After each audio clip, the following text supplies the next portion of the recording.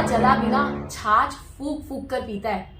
बहुत ही पुरानी कहावत है, जिसका मतलब ये होता है कि अगर एक बार इंसान का बहुत बड़ा नुकसान हो जाए ना, तो अगली बार वो कोई भी कदम बहुत सोच समझ के रखता है। वेल, इस कहावत को इंग्लिश में हम कहते हैं a burned child dreads the fire. यानी जो बच्चा कभी आग से जला हो ना, वो अगली बार से आग से बहुत सतर्क रहता है, सावधान रहता है। Right? So in English we say a burned child dreads the fire.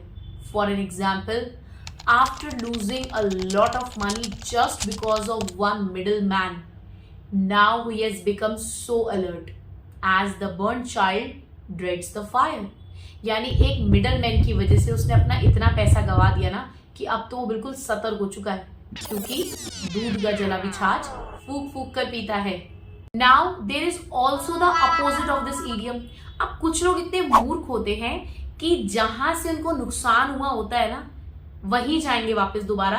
उन्हें अक्ल ही नहीं आती है हमारे लिए क्या सही है क्या गलत है, क्योंकि वो लोग हील करना इतना इजी नहीं समझते। उन्हें लगता है कि वापस वहीं जाओ जहां से हमारे को दुख मिला है, जहां से हमारे को पेन मिला है, शायद उसी इंसान के पास जाकर, उसी स्थिति में वापस जाकर चीजें और बेटर हो जाएंगी। वो हील होने में ब्रेवरी नहीं शो करते हैं। तो ऐसे लोगों के लिए इस इडियम का अपोजिट बनता है a burned child loves the fire.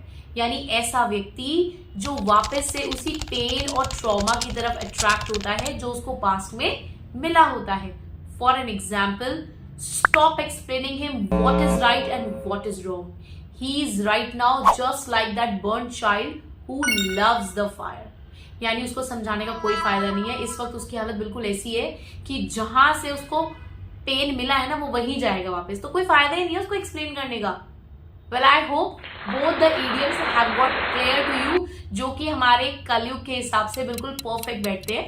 So if you wanna use it for somebody's behavior, you can go for it.